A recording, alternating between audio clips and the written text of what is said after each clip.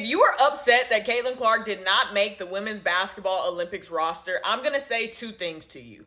I'm going to assume that one, you really don't like basketball or really watch it, and two, that you only see Caitlin Clark as a mascot and not a basketball player. And some of y'all sound real silly how y'all speaking on USA Women's Basketball in the committee for their decision not to have Caitlin Clark on that roster. Y'all sound real silly, and y'all think y'all making sense, and you're not.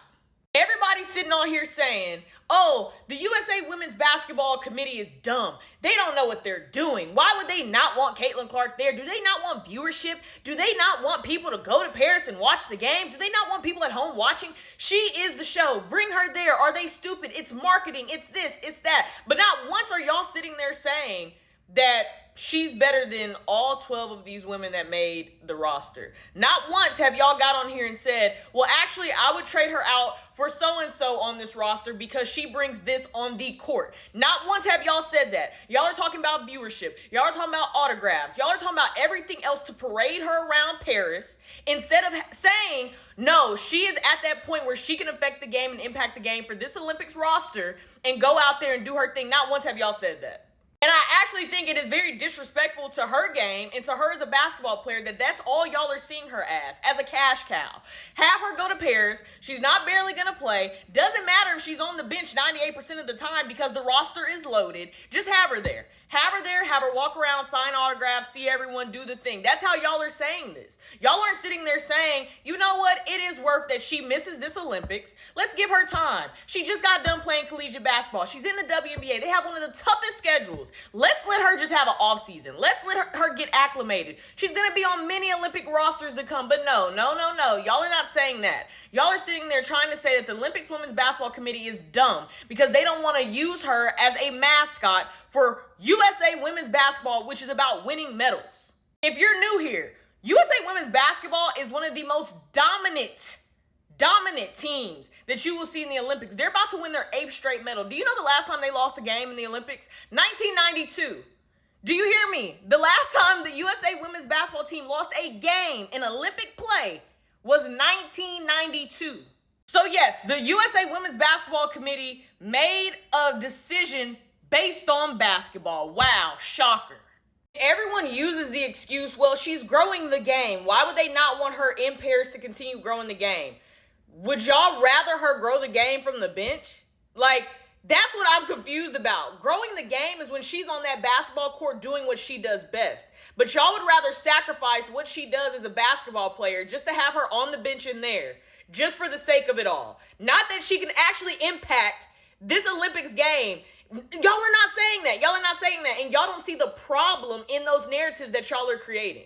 If you want to talk about some real snubs on this USA Women's Basketball team, yes, let's talk about that because that is talking and pertaining to actual basketball. I would love those conversations, but y'all are not having those type of conversations. You are looking at the USA Women's Basketball team as though they should be lucky and grateful that they should have added Caitlin Clark to this roster only for the sense of marketing and viewership, not understanding the history of USA Women's Olympic basketball.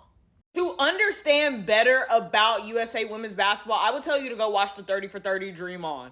Go watch that 30 for 30 because you will learn about the 96 USA Women's Basketball team that really set it on fire for women's basketball, especially in the W. A lot of W historians love to point to that 96 Olympics team and say that was the team that really put women's basketball on the map in a whole different way after that Olympic Games that they had going undefeated and then getting the gold medal. Like that is what y'all need to go look at to understand the history of USA Women's Basketball. They're not sitting here appeasing what y'all think on social media and how y'all feel in the now about one player. Their goal has always been to get gold.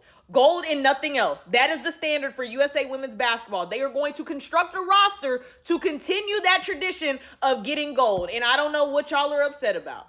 Before you sit here and say, well, nobody cared when they won in 96. They did care. They cared a lot, actually. Very much so. They were on TV shows, Wheaties boxes, magazines. That's the same team you saw pop up on Martin and play them on the court and beat them. Yes, they were popping, all right?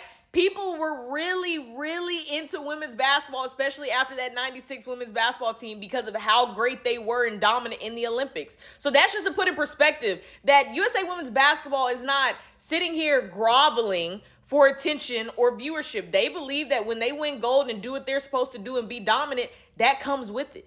I get that there are a lot of new fans, but we have to start looking a little bit further out and not just in the now of what we're seeing, okay? You look at this USA Women's Olympic roster, there's a lot of storylines that you could talk about. How about talk about Alyssa Thomas and Kalia Copper and Sabrina Ionescu getting their first Olympic nod? Some of the top scorers in the W. Let's talk about that, hey, this might be the last Olympics for Diana Taurasi. Let's actually look forward to saying, hey, when Caitlin Clark is acclimated, where she's grown and evolved her game, had an offseason, got healthy, got rest, really worked on things, she's going to be a part of this Olympic history and this Olympic roster soon, very well, maybe in the next Olympics. Let's look that way instead of saying now, put her out there. Let's actually value her basketball game. Let's value that she's also a young basketball player. Give her time. Let's let her get some experience. But how about we support these women here? If you say you support women's basketball so much, support these 12 right here. Support them when they go to the Olympic Games. How about that? Don't be a person that's like, no, Caitlin, I'm not watching. Come on, then you really don't like basketball. You don't really care about the women's game. And that's another conversation for another day. But if you care about the women's game, you would care about these women as well that are going to go out there and compete for another gold medal. How about that? How about that be the conversation? But no, it's not. It's everything else but basketball or anything that really is uplifting this game. Like, come on now.